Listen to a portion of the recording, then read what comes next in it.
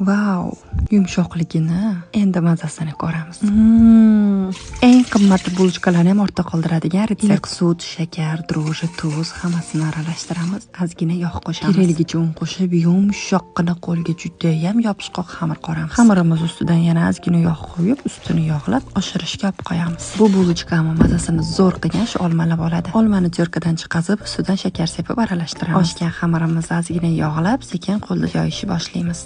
Yoyish juda ham oson, o'qlovchi va unaqa narsalar kerak emas. Katta qilib yoyib olganimizdan keyin shu formalarda kesib, ichiga nachinkalarni solib olamiz. Men shu ko'rinishda qildim, lekin xohlagan ko'rinishda qilsangiz bo'ladi. Bulchkalarimizni 10 minut xonada qoldirib, keyin qizib turgan duxovkada pishirib olamiz. Bulchkalarim pishi bilan yugurib choy damlashga tushdim. Simpatiya choylari aynan shu mango marakuyaligi juda ham yuragimdan boshqacha joy oldi. Bulchkalarimiz tayyor. Uyimda narsam qolmadi, ro'zg'orim yo'q deydiganlarga bahona bo'lmasligi uchun shu retsept o'rgatdim. Ustiga tuxum surmasiga ham ko'rdinglarmi, qanaqa qizarib, chiroyli bo'lib chiqdi. Bulchkalarimiz issiqligida saharni pudri sepamiz. Ishoning, buni mazasi shunaqa zo'r chiqdi. Qimmatbaho bulchkalardan hech jam qolishmaydigan juda ham mazali bulchka bo'ldi. Retsept yoqqan bo'lsa, profilimga obuna bo'ling. U yoqda bundan ham zo'r retseptlar bor. Videoga like bosib, tanishlarga jo'natib qo'yinglar.